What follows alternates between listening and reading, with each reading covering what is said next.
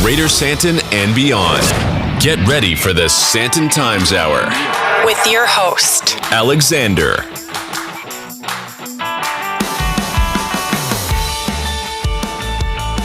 Ladies and gentlemen, everyone in between and beyond, welcome to the Sandton Times Hour. It's edition 208, week 33 of 2025. I'm Alexander Leipner, and a very special welcome to you if you're tuned in for the very first time. Pull up a chair, join the community, and be part of our weekly hour of fun. I think so. If you're a regular listener, well, you know how this goes. If you're listening across Johannesburg or Pretoria, South Africa, or the rest of the world, online or on air, wherever you are, I'm happy to report that all is well in Sandton land, even if it is, cold. I think is the best way of putting it. Chilly, but spring is in sight, and hopefully it's only a few more weeks to go, and then we can start looking forward to some warmer evenings, warmer days, and the sun setting a little bit later. Let's put it like that. Vincenzo, our trusty sound engineer, is back at the mixing desk for the next hour, and huge thanks to him. And apologies for last week's broadcast. That didn't go quite to plan if you were listening on radio. We know that technical oversights threw a wrench in things, but the team has dug in and sorted it out, hopefully. For anyone who missed their weekly dose of the Sandton Times Hour, well, remember you can catch the show as a podcast right here after airing on all major platforms. So take a listen, as we had some really great chats last week and some very interesting content, as we always do. So you can catch that on podcast. Another week filled with work, meetings, and some lit events, including a sod turning event behind that big red wall in Bryanston that we spoke about. Craft Homes kicks off its new development in Bryanston. Then iStore marked 20 years with an intimate cocktail party at their head office in Sandton, and a lunch at the rink at Morningside Sports Club, as well as a fabulous brunch at the Park Hyatt Johannesburg. So go check out our Instagram account and our social media for more. Who are we talking to this week? In a bit, I'll be taking a look at the buy-to-rent market in Sandton. I'm expecting some interesting shifts in the property space, so take a listen. Then LDV South Africa has been on a roll, and this week the brand has provided a teaser for its latest Bucky release, and it looks pretty impressive. Our regular entertainment commentator checks in with us with all things screens and screenings, and this time highlights of this year so far in a half-year countdown.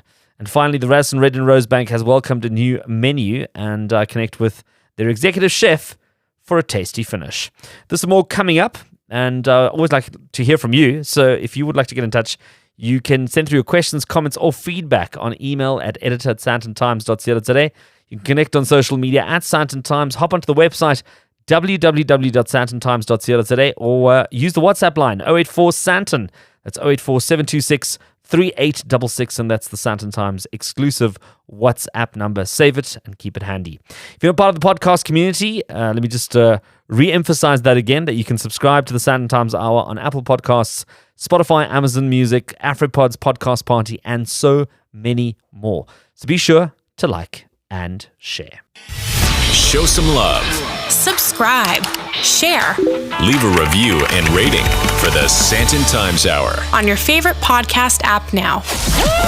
You're listening to the Sandton Times Hour. Well, Sandton's skyline isn't the only thing on the rise, so is the demand for rental apartments as investors from across the globe eye the city of gold for its booming buy-to-let opportunities, with tenants returning to urban life and companies demanding a full return to the office. The commercial pulse of the heart of our economy is stronger than it's been in years. Or so says Rory O'Hagan, managing principal of Chas Everitt Sandton, Waterfall and Bedfordview, as well as the CEO of the luxury division for Chas Everitt Group. And he's here to unpack trends driving this renewed appetite for city living, from sold-out developments to soaring rental yields and fierce competition from prime properties. Rory has his finger firmly on the pulse of one of South Africa's hottest real estate stories right now. And Rory, it's good to have you on the Sandton Times Hour. Thank you very much, Alex. Thanks for inviting me. So, Rory, many property owners in Johannesburg might be, rolling their eyes, maybe throwing their hands up in disbelief, and maybe some landlords are saying, well, that's exactly what's going on. What is happening with the buy-to-let market? Is there a resurgence or a boom happening in that space? So, Alex, yes, thank you. Basically, there's a return to office drive. And I think it's the latest Jones Lang LaSalle real estate commercial global report that talks about how, post-COVID, everybody carried on for a while on Zoom and remotely. But what started to happen now, and we're seeing it more and more, is there's a massive increase in demand for commercial property in and around the Sandton area, as an example. And coupled with that is the return to office. So as they return to office, they need to live somewhere, all the people that are coming back to office. And the people that have bought in the Western Cape, for example, thinking, well, I can have all my meetings on Zoom and I can remotely run my life, are finding actually that it's not that easy and simple. And linked to that, what we're finding is, everything's a pendulum. Property is a pendulum. The Johannesburg and the Gauteng property market has seen a particularly low sort of ebb in pricing, but we're seeing that pivot back to a much stronger demand. In fact, my agents on the ground are seeing more and more that they actually are chasing listings and we've got more buyers and people looking to rent than we have property, which is swing from a couple of years ago where it was primarily a buyer or a tenant's market where they could basically dictate what they were prepared to pay and where they wanted to live. That is certainly changing. We've seen a surge in demand for rental properties. And I mean, we've had in situations as much as 30 people queuing for an apartment. I've actually had people phone me personally and say, your agent has this apartment to rent and I'm prepared to sign a lease sight unseen. So wow. It's an interesting dynamic because it's contrary to what the market thinks is happening in Johannesburg. Everyone talks it down quite a lot, but at the end of the day, the reality is we're seeing exactly the opposite. When I hear strong rental market, there's two things that come to mind. Either it's a matter of people not being able to afford to buy at the moment. I don't know if that's the case. Or is it a matter of people not willing to commit or invest their money into property in South Africa right now, pending thoughts of moving overseas or wanting to see how the economic or political landscape stabilizes? What is your sense on the ground, what the driving force behind this is? So it's very interesting because a lot of people emigrated, left the country, and in turn semigrated. They left Johannesburg or Gauteng to go to the Cape. Now, the interesting dynamic that's evolving is affordability and job availability. So what starts to happen is people that traditionally would have been able to get a job in Cape Town, that there's not as much abundance of jobs. I mean, we know that Johannesburg, Sandton is the hub of the African market. It's the gateway to Africa, if you will. Highest GDP. If I look at it from an economic point of view, it's where everybody comes to do business.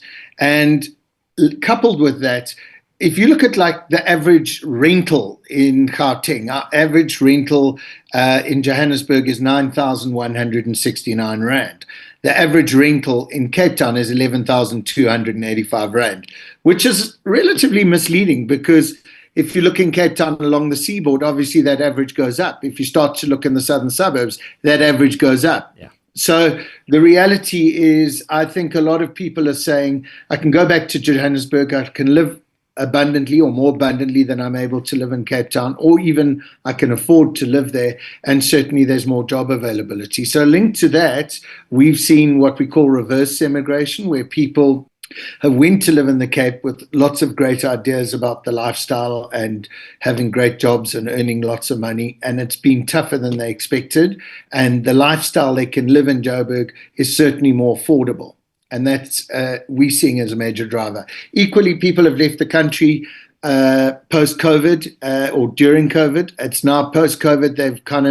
The realities are settling in. We know that Europe is not exactly a bed of roses. And we know equally that if you're going to live in the States, there's relative instability, which has resulted in people saying, I know what I'm in for in South Africa, my family is still there, the lifestyle's there, and I'd actually like to go back. It's been 3 or 4 years, it's been very tough. I've got colleagues that have moved to the UK and they say they cannot even think or contemplate the lifestyle they had here versus what they've got there. So they're coming back. Very interesting. Now, you've given us a bit of an indication of the average rentals.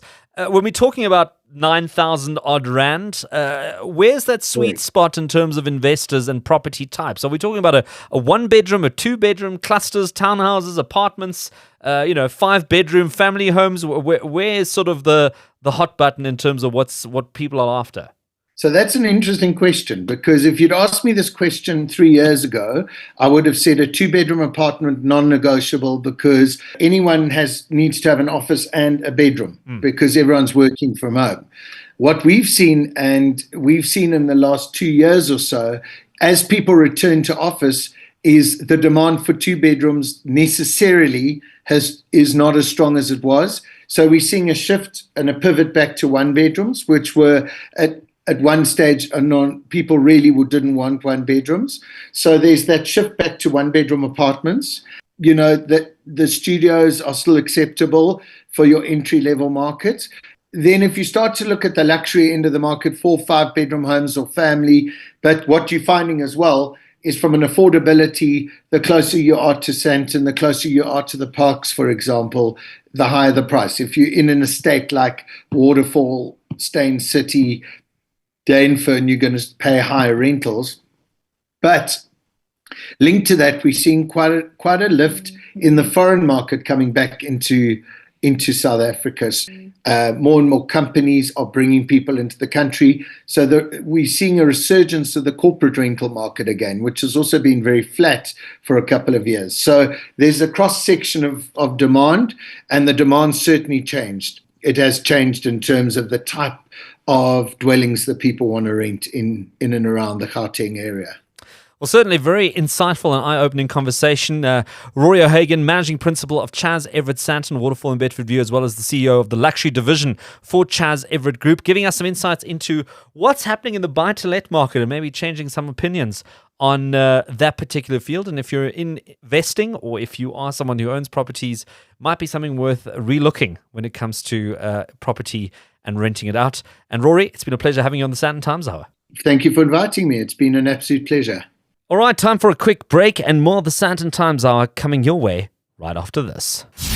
The best of Sandton and beyond. You're listening to the Sandton Times Hour. Recently, LDV South Africa shifted into high gear with an unforgettable ride and drive experience set against the stunning backdrop of the Drakensberg Mountains. Over 3 action-packed days, motoring media were put behind the wheel of the LDV T60 range, navigating gravel roads, mountain passes, and scenic valleys, testing both performance and comfort in real-world conditions.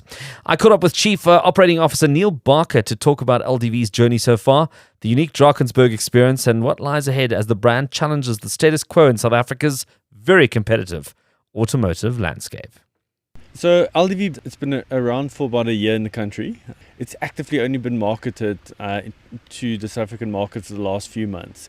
They came into the country, started setting up dealerships obviously, and in the last 3 months started going quite big with marketing and obviously securing its lineup on what it will bring into the country in the next few months. So Neil, tell me a little bit more about the current range of product that you have in the market. Currently, we've got a T60 range, which starts with our Elite, goes to our Pro, and into our Max Lux, which is top of the range, comes with heated seats, 360 cameras, and more importantly, 160 kilowatts.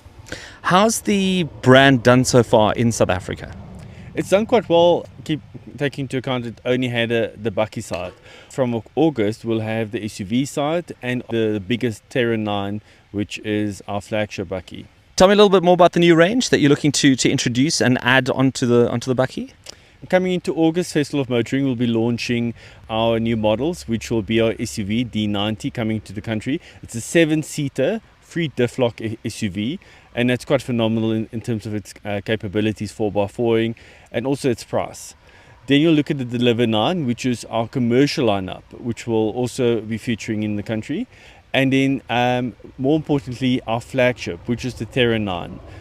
It's in a class of its own, luxury to the max, with every single thing you can think of in terms of vehicle is added to it. What do you think differentiates LDV in the market compared to its competitors and some of the other cars that we're seeing on the road? Actually a good question. I think nowadays a lot of the Bakkies and even the SUVs are so close in terms of tech that it's got. I think what makes LDV stand out is obviously the warranty we've put behind it, the 5-year, 200,000 kilometer warranty, but also 160 kilowatts. Plus, you'll have a full bucky range, your SUV range, and a commercial lineup, which not a lot of brands actually has. And I think that actually makes it stand out quite a bit. Also keeping in mind, this is actually a British brand that started obviously many years ago and was taken up by SAIC that bought LDV out and started manufacturing it. So it's got a good background and a good heritage. What's the reception been like by the South African market ever since LDV's launched? I would definitely say from March this year, the feedback that we've gotten from the media has been phenomenal. Every person has taken a car out and driven it to wherever it may have been, Kruger Park to Drakensberg, off-roading, on-roading, has just been amazing. We haven't had any negative feedback from any of the influencers or media, and even our clientele has bought the vehicles have only said wonderful things. Taking into account we've had our first birthday party just about a month ago, and almost 4,000 people had attended it. Only great feedback, and I think that speaks a lot for a brand. Going forward, what are the aspirations for the brand in terms of the South African market, given that you've already had such a good start? August is obviously a big month for us. It's Festival of Motoring. We'll be showcasing our cars on the 4x4 track, but also launching our commercial lineup, our SUV lineup, and our flagship bucky. And I think the aspirations is that obviously getting those vehicles out more into the South African market than before is one of our big things, but also getting the South African market to embrace the LDV brand a lot more than before. In your professional career, you've had a very significant track record with, I'd say, Chinese brands. From where you're standing, how do you feel that these brands are making an impact on the South African motoring industry? So I've worked with a lot of Chinese brands over the past few years. The first one that came into the country, obviously, Waterfall and GWM. And I would say I've only worked with brands that shows a promising future, that's got a product that you can rely on, and something I would buy myself. And looking at the LDV bucky range, the SUV range, and even the commercial lineup, it's something I would buy even for my business, but for myself personally too. I've driven one of the LDV buckies now for 3 months, 18,000 kilometers on it. No issues. I went up mountains, I went off-road, I was on the road to Port Elizabeth, to Durban, to Kruger. I've driven it literally everywhere except Cape Town, and no issues whatsoever. And for me, that speaks volumes. If you had to address some of the concerns that some people might still have about Chinese cars that are obviously now dominating the roads, how would you go about doing that? 10 years ago, I think there was a lot of concerns in terms of Chinese brands.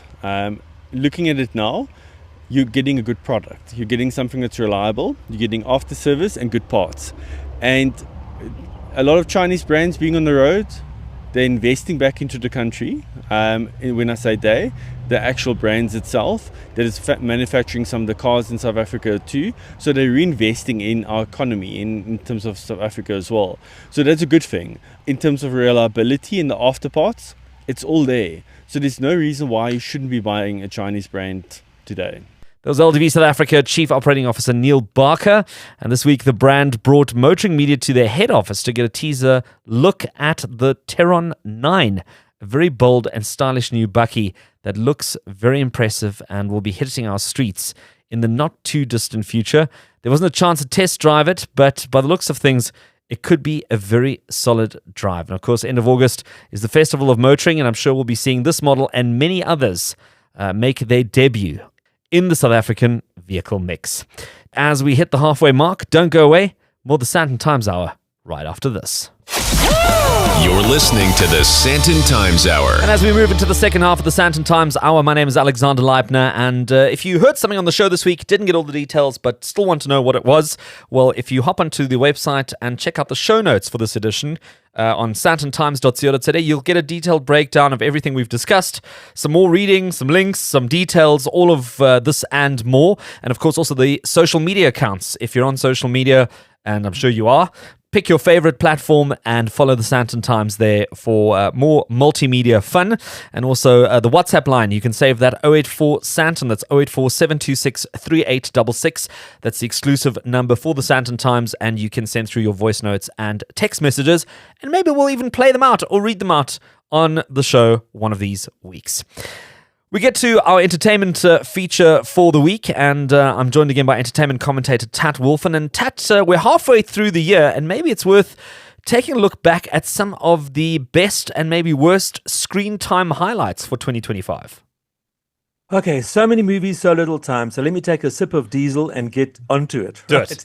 So firstly, I'm going to start with what I call the not another one category. Ooh. And this is like the nth sequel where you're thinking enough now or enough already. So that would be Bridget Jones, Mad About the Boy. Stop it, please. Another Captain American movie. No, thank you. Another Mission Impossible movie. Okay, it was called The Final Reckoning, and hopefully it was The Final Reckoning. Karate Kid Legends, 28 years later, and Jurassic World Rebirth. Honestly, guys, stop it, please. So these are all the ones that you didn't like? No, because it's enough. Okay, It's enough. You got really you. you're milking the cow's skeleton here. Okay. Then we go on to a movie that I put under the overrated heading, and that was a movie called Sinners, which was beautifully shot with super Panavision film cameras and IMAX cameras. But the film itself is a messy mashup of a civil rights era come vampire movie whose only saving grace was its blues soundtrack. Next, I want to get onto what I would call the underrated movie of the half year that deserved far better box office than it got, and that was Better Man, which was the Robbie Williams biopic, which underperformed at box office around the world and locally. And it seems that audiences were uncomfortable with the fact that he was portrayed by a monkey throughout the movie. Yeah. But that was the whole point of it, was his low self-esteem.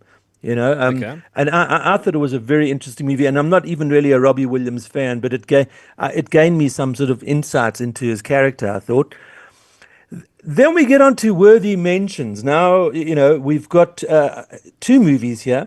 One of them was called Companion, which is a story of a group of young folk who go on a weekend getaway, but one of them is not quite what she seems to be. And it's a dark comedy thriller.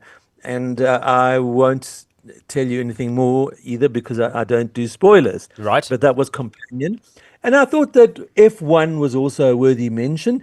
It's a solid entry for fans of, let's call it, guy movies, lots of action and adrenaline, and also lots there for people who follow the F1 thing. No real surprises there, but dependable stuff for people who are looking for thumping, high-speed escapism. Okay. So now we move on to the best so far of this half year. All right. And I I pen thought and paper, paying the- attention. Yeah. The year I thought kicked off beautifully with a movie called A Real Pain, which was released last year in the States, but was only released here in January. And it's a movie written and directed by Jesse Eisenberg. And I was like, wow, dude, so you're not just an actor. And it's a story of these two Jewish New York cousins who go to Poland on a legacy tour to retrace their grandmother's footsteps, where the house that she'd grown up in and lived in, and they also visit the concentration camp that their grandmother had narrowly escaped. So on the surface, that's the story, but it's also an excellent character study of these two lads. So A Real Pain is actually available on Disney Plus now if you have Disney Plus, and it's really well worth seeing. I watched this movie and I knew that this was going to be one of the best movies of the year. And then we move on to another biopic, but that was a fictional biopic, another real life biopic, and that is the Bob Dylan biopic. And that was called A Complete Unknown. My only beef with this movie was that, all the characters in this movie, the actors sang for themselves. So Timothy Chalamet, who played Bob Dylan, sang for himself and so on throughout the movie. But the actress who played Joan Baez is a competent singer, but there's only one Joan Baez. And I really believe that she should have mimed to the real Joan Baez's voice. But it's still a good movie, well worth seeing if it ever comes up on streaming. That's A Complete Unknown. Then we move on to Maria, another biopic actually about the great opera diva Maria Callas. Angelina Jolie in what many would regard to be the performance of her career, but it was an independent release, so it didn't get the marketing push that it deserved. Besides which, what does the average South African know or care about opera? Not very much, I'm afraid, but a really worthwhile movie. That was Maria. The Great Lillian Hall, another biopic, funnily enough, but a fictional one, in which the great Jessica Lange delivers a moving performance as a woman who was once the toast of Broadway, but is starting to lose her mental faculties. And a long-time admirer of hers, a young off-Broadway director, decides to cast her in a play, but then there's this big worry between the financiers of the play and him as to whether she can deliver the goods. The Great Lillian Hall. Okay. There were two South African movies, both about women of advancing years. The one was called A Kind of Madness, which saw the local acting veterans Ian Roberts and Sandra Prinsloo in a tale about a man who rescues his wife, who has dementia, from a care facility. And now in her lucid moment, she's very unhappy with her surroundings, and her husband doesn't want her to be unhappy in the final chapter of her life. And this raises some very interesting questions around dementia and care facilities. And I think it's a very valuable movie from that perspective, but also a beautiful drama. And then the other South African movie about older women called Die Quicksilvers or The Quicksilvers, which is far more light-hearted, is about a bunch of old girls who decide to take a madcap road trip against the wishes of the ringleader's loving but somewhat controlling son. Another surprise was an American movie called Life of Chuck, which is based upon a Stephen King short story, and it takes a completely revolutionary perspective on a man who's nearing the end of his life thanks to a terminal disease. But this is an eye-opening movie. It's something such as you probably haven't seen before and well worth catching, A Life of Chuck. And finally, in this rather interesting half year of movies, was the Disney Pixar release Elio, which told of a lonely boy who longed to make contact with aliens in the hope of finding acceptance and friendship. And the film, hopefully, is proof of Disney making a return to the old-fashioned values upon which Walt Disney built his empire. But unfortunately, the film arrived in the shadow of the Snow White remake, which created enormous amounts of ill feeling amongst the Disney purists. So Elio didn't do very well on circuit. It deserved to do a lot better. And that, my friend, is the last 6 months in a nutshell.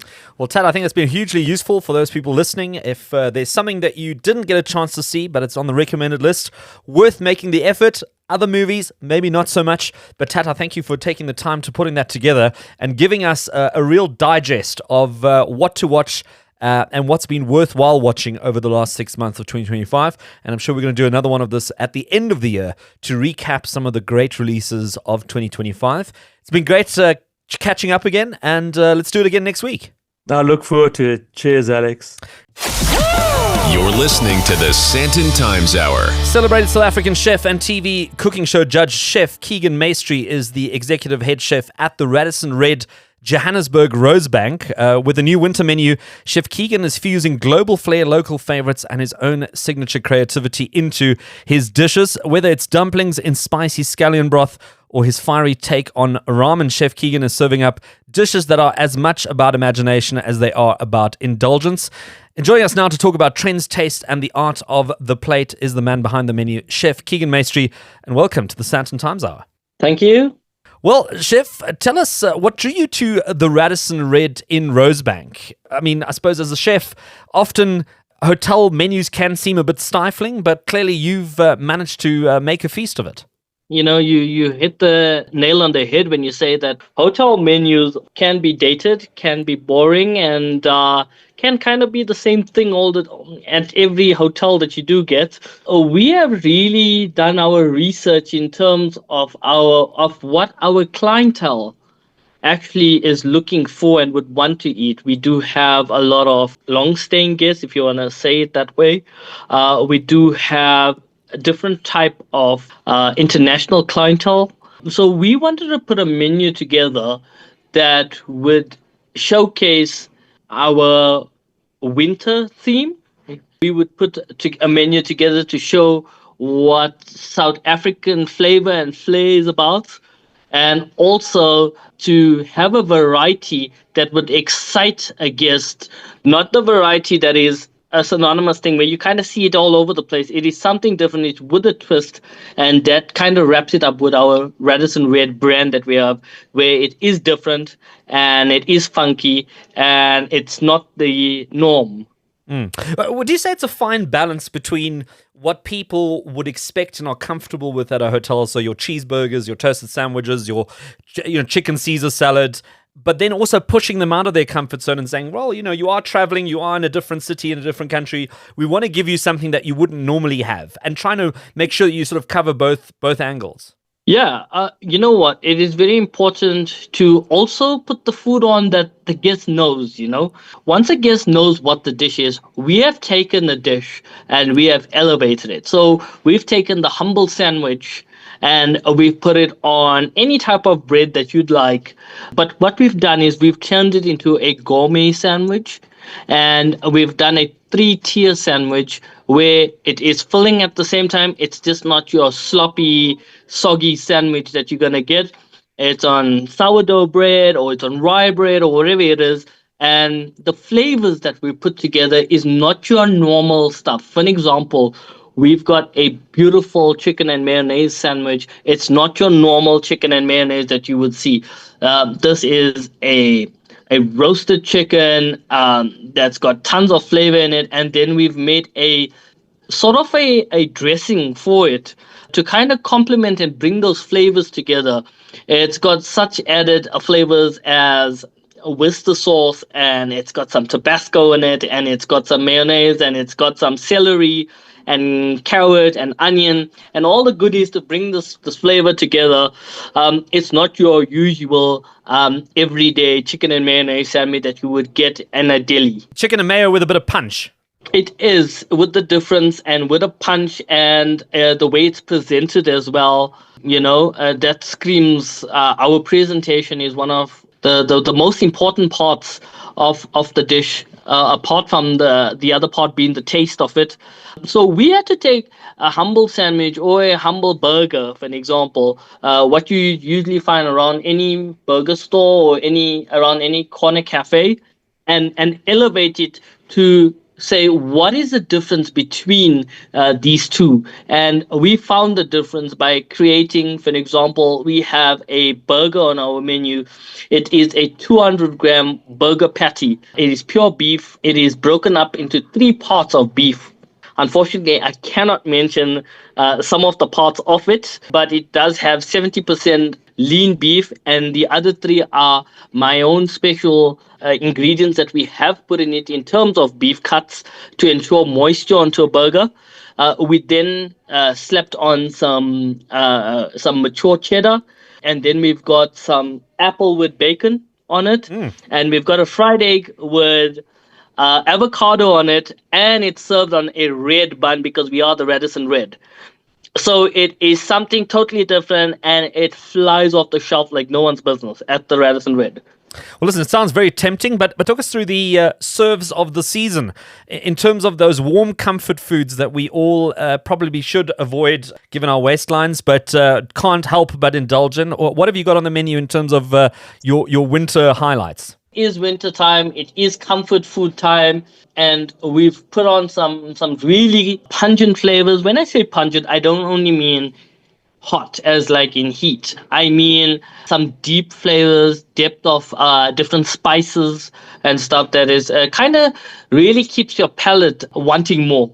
We've created something like our ramen bowl, which is called the Ramen on Fire. So at the Radisson RED, we use the redification names. So it's not the usual names that you would get. It is the dish that you would see, but the names are quite red and funky and out there.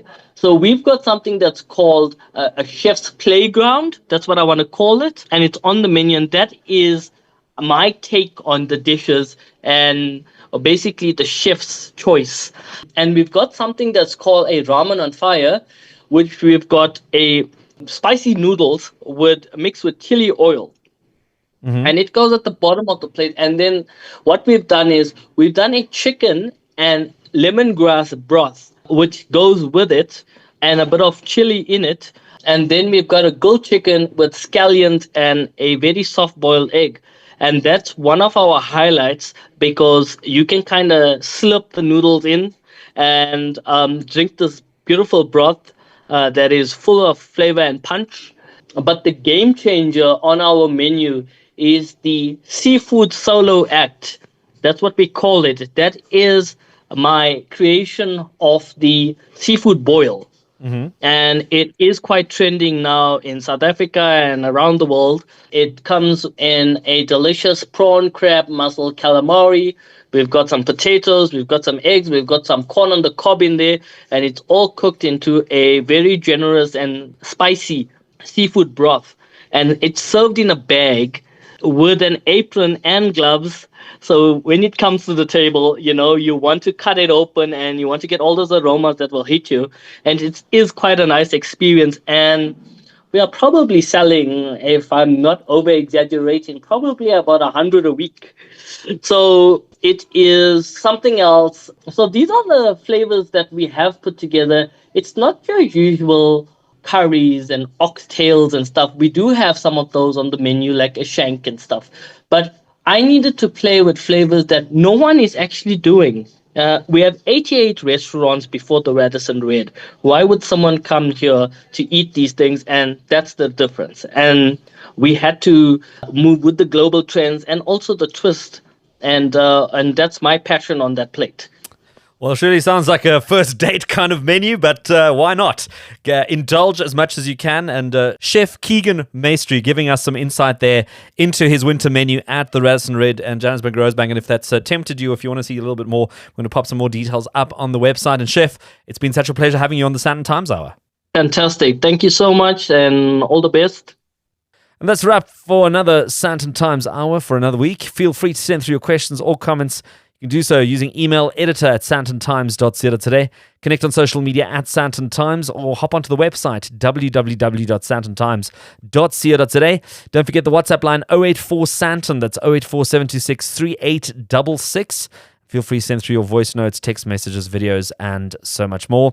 As always, make sure to subscribe to the podcast on Apple, Amazon, Spotify, or any other leading digital audio platform, and join our growing online digital community. Thanks to all my guests who made the time to be on the show this week, as well as everyone behind the scenes. And a very special thank you to you for listening. And God willing, we'll do it all again next week.